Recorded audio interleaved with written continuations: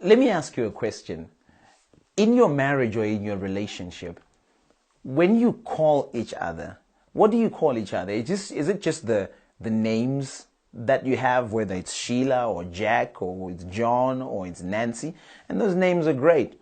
The reason I ask this is that when we develop a relationship that has become close and we have become more than just the friends we used to be, something kicks in that's actually quite cute.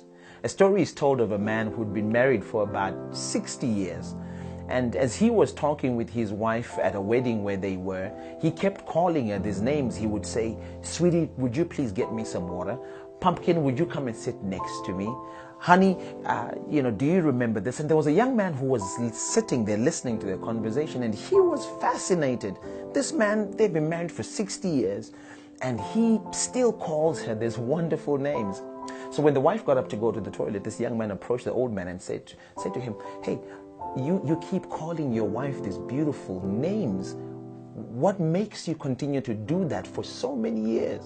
The old man looked at this young man, leaned in close and said to him, "I actually forgot her name 10 years ago. So I just say those names so that I get away with it." My point though is this.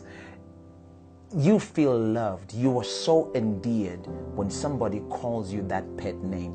And it's something that's actually a beautiful technique within a marriage and a relationship, to keep those techniques going. When somebody says to you, "Sweetie, how's your day?" you know that they think of you as somebody that makes their life enjoyable.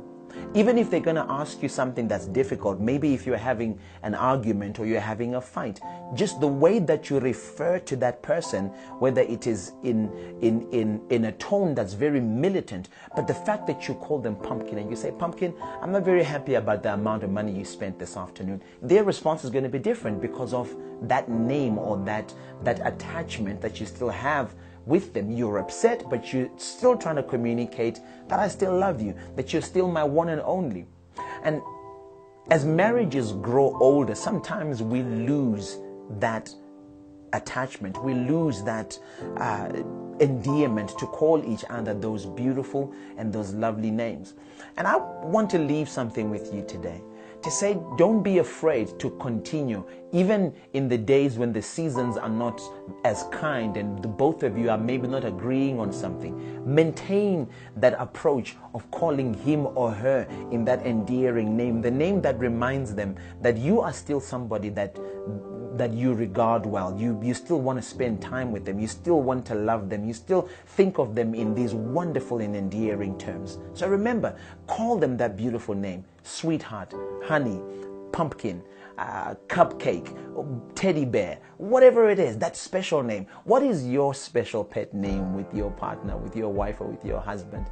And if you'd stopped calling them that name, today, why didn't you surprise them? Look them in the eye and say, "Hey, you know something, Cupcake? I miss you."